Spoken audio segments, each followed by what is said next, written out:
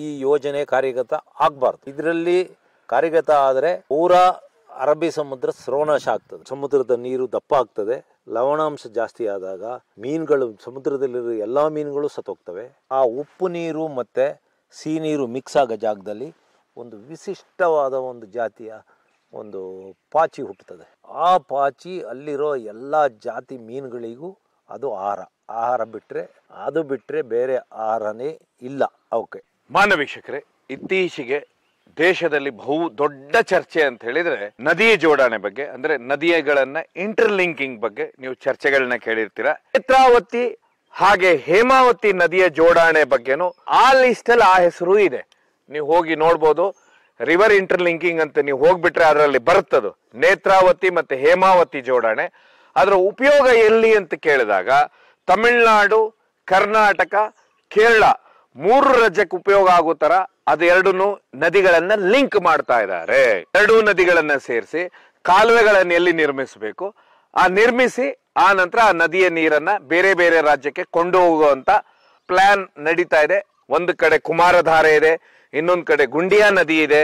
ಇದರ ಮಧ್ಯೆ ಎತ್ತಿನ ಹೊಳೆ, ಎತ್ತಿನ ಹಳ್ಳ, ಕೆಂಪು ಹೊಳೆ ಅಂತ ಹೇಳಿ ಸುಮಾರು ಪಶ್ಚಿಮ ಘಟ್ಟದಲ್ಲಿ ಇದೆಲ್ಲಾ ನದಿಗಳು ಹೋಗಿ ಏನು ಉಪ್ಪಿನಂಗಡಿ ಇದೆ ಇಲ್ಲಿ ನೇತ್ರಾವತಿಗೆ ಸೇರುತ್ತೆ. ನೇತ್ರಾವತಿಯಿಂದ ಮುಂದೆ ಉಳ್ಳಾಳ ಹತ್ರ ಹೋಗಿ ಸಮುದ್ರಕ್ಕೆ ಸೇರುತ್ತೆ. ಅದು ವ್ಯರ್ಥ ಅನ್ನುವಂಥದ್ದು. ಆದ್ರೆ ಇದು ವ್ಯರ್ಥ ಅನ್ನುವಂಥದ್ದು ಏನ್ ಪ್ರಶ್ನೆ ಇದೆ ಇಲ್ಲಿ, ಇದು ನಿದ್ರೆಗೆಡಿಸೋದು ಅಂತ ಹೇಳಿದ್ರೆ ದಕ್ಷಿಣ ಕನ್ನಡ ಜಿಲ್ಲೆಯ ಮೀನುಗಾರರು, ಇದೆಲ್ಲದಕ್ಕಿಂತ ಹೆಚ್ಚಾಗಿ ದಕ್ಷಿಣ ಕನ್ನಡ ಜಿಲ್ಲೆಯಲ್ಲಿರುವಂತ ಏನು ವಾಸಿಸ್ತಾ ಇದಾರೆ ಅವರು, ಯಾಕಂದ್ರೆ ಇಡೀ ಕೋಟ್ಯಾಂತರ ರೂಪಾಯಿ ಬಿಸ್ನೆಸ್ ಆಗುವಂತ ಮೀನುಗಾರ ಅದನ್ನ ನಂಬಿ ಬದುಕ್ತಾ ಇದ್ದಾರೆ. ಆಮೇಲೆ ದಕ್ಷಿಣ ಕನ್ನಡದ ಕೃಷಿ ಚಟುವಟಿಕೆ ನಡೀತಾ ಇದೆ. ಇದೆಲ್ಲ ಈ ಒಂದು ನದಿ ಏನಲ್ಲಿ ಸಮುದ್ರಕ್ಕೆ ಸೇರೋದ್ರಿಂದನೇ ಆಗ್ತಾ ಇರೋದು. ಮಳೆ ಮೋಡ ಇನ್ನು ಇಡೀ ಕರ್ನಾಟಕ ರಾಜ್ಯದ ಹವಾಮಾನ ವೈಪರೀತ್ಯ ಆಗುತ್ತೆ ಅಂತ ಹೇಳಿ ರಾಜ್ಯದ ದೊಡ್ಡ ದೊಡ್ಡ ಪರಿಸರವಾದಿಗಳು ಇವತ್ತು ಹೇಳ್ತಾ ಇದ್ದಾರೆ. ಈ ನದಿ ಜೋಡಣೆ ಸರಿಯಲ್ಲ ಅಂತ ಹೇಳ್ತಾರೆ. ನಮ್ಮ ವಿಕ್ರಮ್ ಗೌಡ್ರು ಅವರು ವಿಶೇಷ ತಮ್ಮದೇ ಆದ ಪರಿಸರಕ್ಕೆ ಅದ್ಭುತವಾದ ಸೇವೆ ಸಲ್ಲಿಸಿದವರು. ಅವ್ರ ಹತ್ರನೇ ಕೇಳ್ತಾ ಹೋಗುವ. ಸರ್, ಈಗ ಇಂಟರ್ ರಿವರ್ ಲಿಂಕಿಂಗ್ ಅಂತ ಹೇಳಿ ದೊಡ್ಡ ಮಟ್ಟದ ಒಂದು ಪ್ರಾಜೆಕ್ಟ್ ದೇಶದಲ್ಲಿ ಪ್ರಾರಂಭವಾಗಿದೆ. ಡಿಸೆಂಬರ್ 25 ಅದನ್ನ ಕೇಂದ್ರ ಸರ್ಕಾರ ಅದಕ್ಕೆ ಹೆಜ್ಜೆ ಇಟ್ಟಿದೆ. ನೇತ್ರಾವತಿ ನೀರು ವೇಸ್ಟ್ ಆಗಿ ಅಂತ ಹೇಳಿದ್ರೆ ಸುಮ್ಮನೆ ನಿರುಪಯುಕ್ತವಾಗಿ ಸಮುದ್ರವನ್ನ ಸೇರ್ತಾ ಇದೆ ಅನ್ನೋದೇ ಇಲ್ಲಿ ಅವರ ವಾದಗಳಾದ್ರೆ, ಪರಿಸರವಾದಿಗಳ ವಾದಗಳೇ ಬೇರೆ ಇದೆ. ಇದೊಂದು ಯೋಜನೆ ಉಂಟಲ್ಲ, ಇದೊಂದು ಮೂರ್ಖ ಯೋಜನೆ ನನ್ನ ಇದ್ರ ಪ್ರಕಾರ. ನೇತ್ರಾವತಿ ನದಿ ಪಶ್ಚಿಮ ಘಟ್ಟದ ಅತಿ ದುರ್ಗಮವಾದ ಮತ್ತು ಅತಿ ಮಳೆ ಬೀಳೋ ಕುದುರೆಮುಖ ಭಾಗ, ಸಂಸೆಯ ಭಾಗದಲ್ಲಿ ನೀರು, ಸಂಸೆ ಅನ್ನೋ ಒಂದು ಗ್ರಾಮ ಇದೆ, ಆ ಭಾಗದಲ್ಲಿ ಹುಟ್ಟಿ ಬರುತ್ತೆ. ಆಮೇಲೆ ಇನ್ನು ಹೇಮಾವತಿ ಅದು ಈಗಾಗಲೇ ಮುಗಿದ ಕತೆ. ಯಾಕೆಂದರೆ ಆ ನೀರು ಕಾವೇರಿ ನೀರು ಎಲ್ಲ ಸೇರಿ ಬಂಗಾಳ ಕೊಲ್ಲಿ ಸೇರ್ತಿತ್ತು, ಈಗ ಸೇರ್ದಂಗೆ ಮಾಡಿದ್ದಾರೆ. ತಮಿಳ್ನಾಡಿಗೆ ಹರಿಯುತ್ತದೆ, ತಮಿಳ್ನಾಡಿಗಾಗಿ ಬಂಗಾಳ ಕೊಲ್ಲಿ ಸೇರ್ತಿತ್ತು. ಹೇಮಾವತಿ ಎಲ್ಲಿ ಹುಟ್ಟುತ್ತೆ ಸರ್? ಯಾಕಂತ ಹೇಳಿದ್ರೆ ನಾವು ಹೇಮಾವತಿ ದಡದಲ್ಲಿ ಕೂತ್ಕೊಂಡಿದ್ದೇವೆ. ಹೇಮಾವತಿ ನದಿ ಚಿಕ್ಕಮಗಳೂರು ಜಿಲ್ಲೆಯ ಮೂಡಿಗೆರೆ ತಾಲೂಕಿನ ಜಾವಳಿ ಅಂತ ಒಂದು ಗ್ರಾಮದಲ್ಲಿ ಸುಮಾರು ಸಮುದ್ರ ಮಟ್ಟದಿಂದ 3,500ಕ್ಕಿಂತ ಜಾಸ್ತಿ ಎತ್ತರದಲ್ಲಿ ಒಂದು ಬೆಟ್ಟದ ತುದಿಯಲ್ಲಿ ಈ ನದಿ ಹುಟ್ಟೋದು.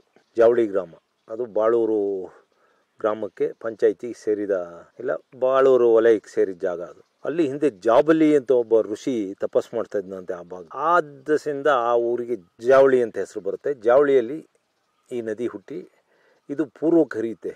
ಅಲ್ಲಿ ಬೆಟ್ಟದ ಮೇಲೆ ಒಂದು ಸ್ವಲ್ಪಗೆ ನೀರು ಬಂದು ಕೆಳಗಡೆ ಒಂದು ಕೊಳದಲ್ಲಿ ನೀರು ಶೇಖರಣೆ ಆಗಿ ಅಲ್ಲಿಂದ ಒಳಗೆ ನದಿ ಭೂಮಿ ಒಳಗೆ ಹರಿದು ಅಲ್ಲಿಂದ ಮುಂದೆ ಹೊರ ಪ್ರಪಂಚಕ್ಕೆ ಬರುತ್ತೆ. ಅಲ್ಲಿಂದ ಹೀಗೆ ಹರಿದು ಬಂದು ನಮ್ಮಲ್ಲಿರೋ ಜಪಾವತಿ ನದಿಗಳು ಇನ್ನೂ ಬೇರೆ ಬೇರೆ ಬೇರೆ ಬೇರೆ ನದಿಗಳು ಸೇರಿ ಮುಂದೆ ಹೋಗಿ ಹೊರೂರಲ್ಲಿ ಡ್ಯಾಮ್ ಕಟ್ತಾರೆ. ಅಲ್ಲಿಂದ KR ಪೇಟೆ ಆ ಭಾಗಕ್ಕೆಲ್ಲ ಒಳ್ಳೆ ನೀರು. ಹೇಮಾವತಿಯ ಒಂದು ಉಗಮ ಸ್ಥಾನ. ಹೇಮಾವತಿಗೆ ಸಕಲೇಶ್ಪುರ ತಾಲೂಕಿನ ನೀರೇ ತುಂಬ ನೀರು ಬರೋದು ನಮ್ಮ ಸಕಲೇಶ್ಪುರ ಮೂಡಿಗೆರೆ ಭಾಗದ ನೀರೇ. ಆಮೇಲೆ ಕೊಡಗಿನಿಂದ ಒಂದೆರಡು ಚಿಕ್ಕ ಚಿಕ್ಕ ಕಾಲುವೆಗಳು ಒಂದು ಸ್ವಲ್ಪ ನೀರು ಬರುತ್ತೆ. ಮತ್ತು ಹೇಮಾವತಿ ನದಿ ಕಾವೇರಿಯ ಉಪನದಿ.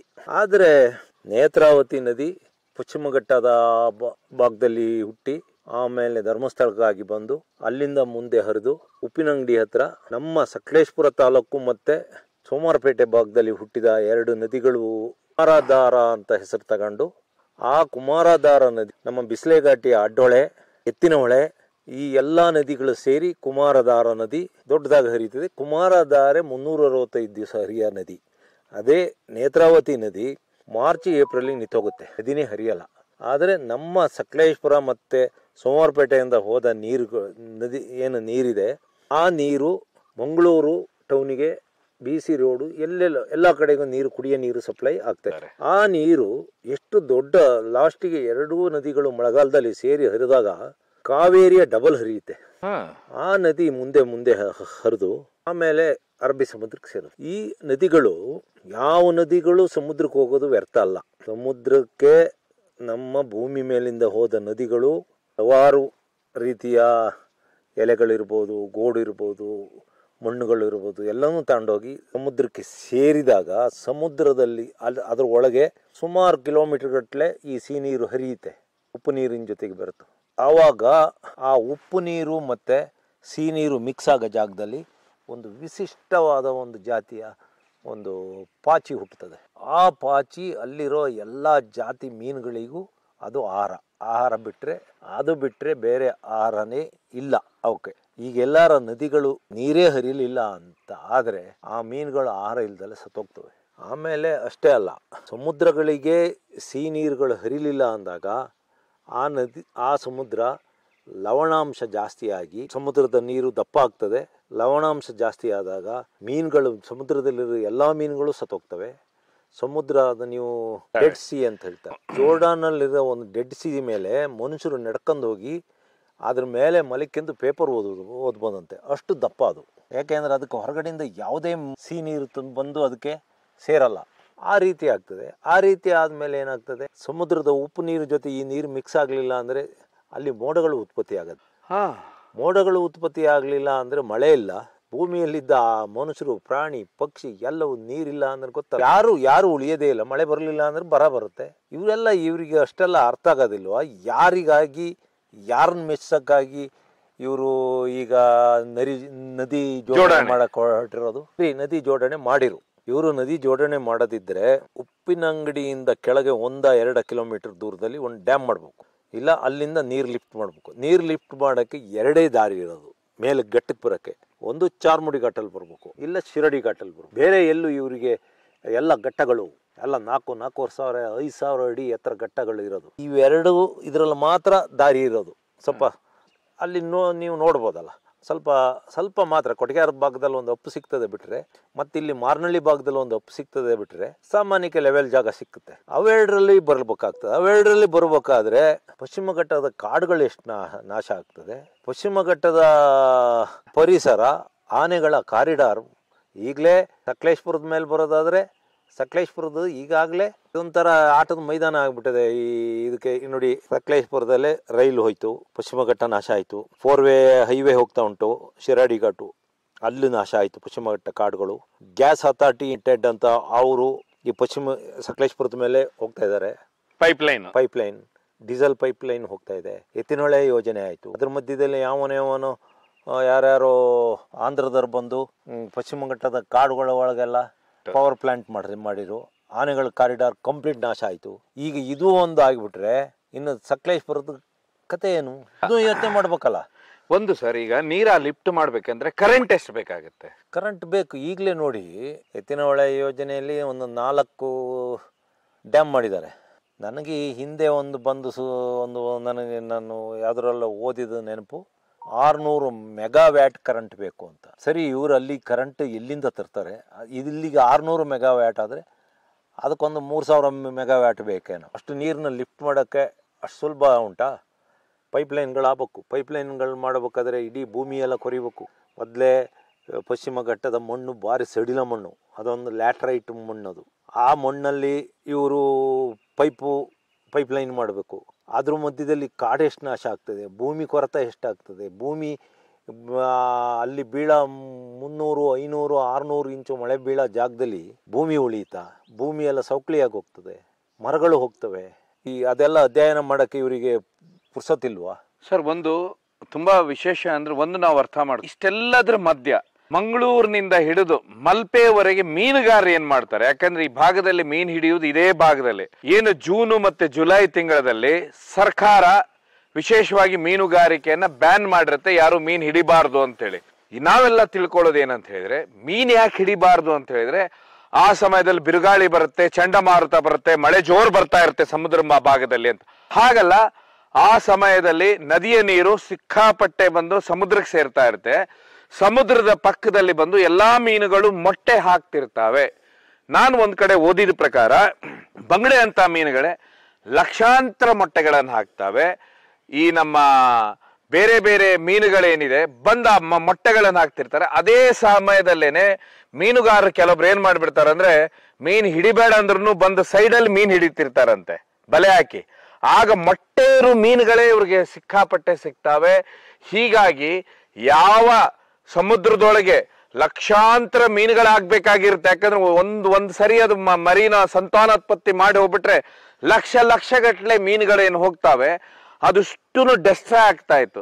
ಅದ್ರ ಮಧ್ಯೆ ಆಗಿ ನದಿಯ ನೀರನ್ನೇ ಕಟ್ ಮಾಡಿದ್ರೆ ಮೀನುಗಾರ ಪರಿಸ್ಥಿತಿ ಏನಾಗ್ಬೋದು ಸರ್? ಅವರು ಕೋಟಿಗಟ್ಟಲೆ ಬಿಸ್ನೆಸ್ ನಡೀತಾ ಇದೆ, ಅಲ್ಲಿ ಸಾವಿರಾರು ಬೋಟ್ಗಳಿದೆ, ಮೀನ್ ಹಿಡಿಯುವಂತವ್ರು ಬೇಕಾದಷ್ಟು ಜನ ಮಾಲೀಕರಿದ್ದಾರೆ, ಕಾರ್ಮಿಕರಿದ್ದಾರೆ, ಇಡೀ ಭಾರತ ದೇಶದ ವರ್ಕರ್ಸ್ ಅಲ್ಲಿ ಕೆಲಸ ಮಾಡ್ತಾರೆ. ಅವ್ರ ಪರಿಸ್ಥಿತಿ ಏನಾಗುತ್ತೆ ಸರ್?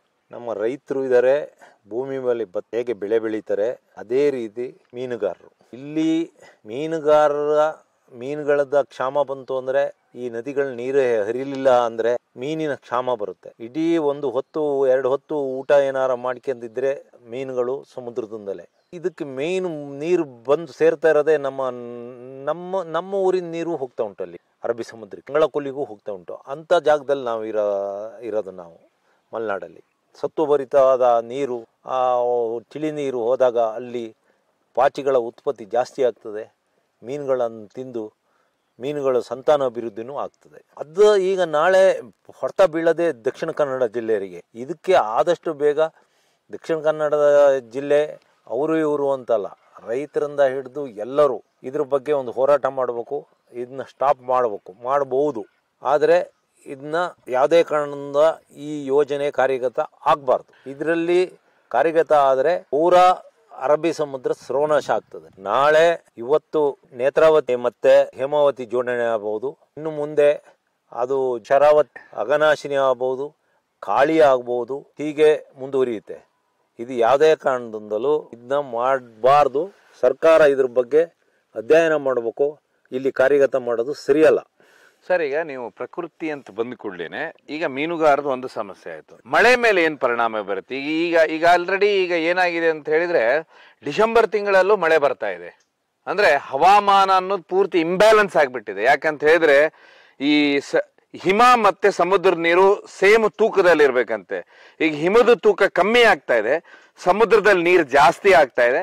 ಯಾಕಂತ ಹೇಳಿದ್ರೆ ಹಿಮ ಕರಗ್ತಾ ಇದೆ, ಹೀಟ್ ಜಾಸ್ತಿ ಆಗಿ, ಉಷ್ಣಾಂಶ ಜಾಸ್ತಿ ಆಗಿ. ಹೀಗಾಗಿ ರಾಜ್ಯದಲ್ಲಿ 50ರಿಂದ 60 ಡಿಗ್ರಿವರೆಗೆ ಬೇಸಿಗೆಯಲ್ಲಿ ತುಂಬಾ ತಾಪಮಾನ ಇರುತ್ತೆ. ಅದಾದ ಮೇಲೆ ಈ ಚಳಿಗಾಲದಲ್ಲೂ ಮಳೆ ಬೀಳುತ್ತೆ. ಹವಾಮಾನ ಅನ್ನೋದು ಮೊದಲೇನು ಬೇಸಿಗೆ, ಚಳಿ, ಮಳೆ ಅನ್ನೋದಿತ್ತು, ಅದೆಲ್ಲನೂ ಉಲ್ಟಾ ಹೋಗಿದೆ. ಇನ್ನು ಸಮುದ್ರಕ್ಕೆ ನದಿಯ ನೀರು ಸೇರ್ಲಿಲ್ಲ ಅಂದ್ರೆ ನಿಮ್ಮ ಪ್ರಕಾರ ವಾತಾವರಣದಲ್ಲಿ ಕಾರ್ಬನ್ ಡೈಆಕ್ಸೈಡ್ ಜಾಸ್ತಿಯಾಗಿ ಭೂಮಂಡಲ ಬಿಸಿ ಆಗ್ತದೆ. ಬಿಸಿ ಆದಾಗ ಸಮುದ್ರದಲ್ಲಿ ಮೋಡಗಳು ಬೇಗ ಆವಿ ಆಗ್ತವೆ. ಜೊತೆಗೆ ಅಂಟಾರ್ಟಿಕಾ ಅಂತ ಇದರಲ್ಲಿ ಐಸ್ ಎಲ್ಲ ಕರಗಿ ಹೋಗ್ತಾ ಇದೆ. ಅದು ನೋಡಿ, ಭೂಮಿ ಸುಮ್ಮನೆ ಇದೊಂದು ಒಟ್ಟಾರೆ ಭೂಮಿನ ಒಂದು ಪ್ರಕೃತಿ ಮಾರ್ಪಾಡು ಮಾಡಿಲ್ಲ. ನೋಡಿ, ಯೋಚನೆ ಇದು ಮಾಡಿ, ಅಲ್ಲಿ ಒಂದು ಕಡೆ ಪೂರ್ತಿ ಹಿಮ, ಇನ್ನೊಂದು ಕಡೆ ನಮ್ಮ ಹಿಮಾಲಯ ಪರ್ವತದಲ್ಲಿ ಹಿಮ, ಅಲ್ಲಿ ಒಂದು ಕಡೆ ಒಟ್ಟಿಗೆ 10-15 ಭೂಮಿ ಮೇಲೆ ಮರುಭೂಮಿಗಳಿದ್ದಾವೆ. ಒಂದು ಕಡೆ ಮರುಭೂಮಿ, ಸಮುದ್ರಗಳು. ಭೂಮಿಯ 1/3 ಭಾಗದಲ್ಲಿ 3% ಅಂದರೆ 1/3 ಭಾಗದಲ್ಲಿ ಸಮುದ್ರ ಇದೆ, ಒಂದು ಭಾಗ ಮಾತ್ರ ಭೂಮಿ ಇರೋದು. ಅದೆಲ್ಲವೂ ಒಂದು ಭಾರಿ ಪ್ಲ್ಯಾಂಡ್ ಆಗಿ ಪ್ರಕೃತಿ ಇದನ್ನ ಸೃಷ್ಟಿ ಮಾಡಿರೋದು, ಒಟ್ಟಾರೆ ಮಾಡಿರೋದಲ್ಲ. ಅಲ್ಲಿ ಸಾರಾ ಮರುಭೂಮಿ ಇರ್ಬೋದು, ಇಲ್ಲಿ ತಾರ್ ಇರ್ಬೋದು, ಅಲ್ಲ ಆ ಮಂಗೋಲಿಯಾದಲ್ಲಿ ಯಾವುದೋ ಒಂದುಂಟು. ಇಂಥವು ಸುಮಾರು 10-15 ಮರುಭೂಮಿಗಳು. ಆ ಮರುಭೂಮಿಗಳ ಹೀಟು ನೋಡಿ, ಏನು ನೈಋತ್ಯ ಮಾರುತಗಳು ಬರುವಾಗ ಪೆಸಿಫಿಕ್ ಸಮುದ್ರದಿಂದ ನೈಋತ್ಯ ಮಾರುತಗಳ ಆ ಮೋಡಗಳು ಬರಬೇಕಾದ್ರೆ ಅದ್ರ ಮಧ್ಯದಲ್ಲಿ ಆಫ್ರಿಕಾ ಖಂಡದ ಮೇಲೆ ಬಂದಾಗ ಆಫ್ರಿಕಾ ಖಂಡದಲ್ಲಿ ಎದ್ದ ಧೂಳು ಆ ಮೋಡಗಳಿಗೆ ಸೇರಿ ಅದು ಇಲ್ಲಿ ಬಂದು ಮಳೆ ಸುರಿತಾ ಇರೋದು. ಹೀಗೆಲ್ಲ ಭಾರಿ ಅದ್ರ ಹಿಂದೆ ಮಳೆ ಸುರಿಬೇಕಾದ್ರೆ ಅದ್ರ ಹಿಂದೆ ಕಾರಣಗಳಿದಾವೆ. ಹೀಗೆ ಒಟ್ಟಾರೆ ಬರೋದಲ್ಲ. ಈಗ ನಾಳೆ ಇವೆಲ್ಲವೂ ನಾಶ ಆಗ್ತಾ ಹೋದಾಗ ಭೂಮಿಗೆ ಮಳೆನೇ ಇಲ್ದಂಗೆ ಆಗುತ್ತೆ.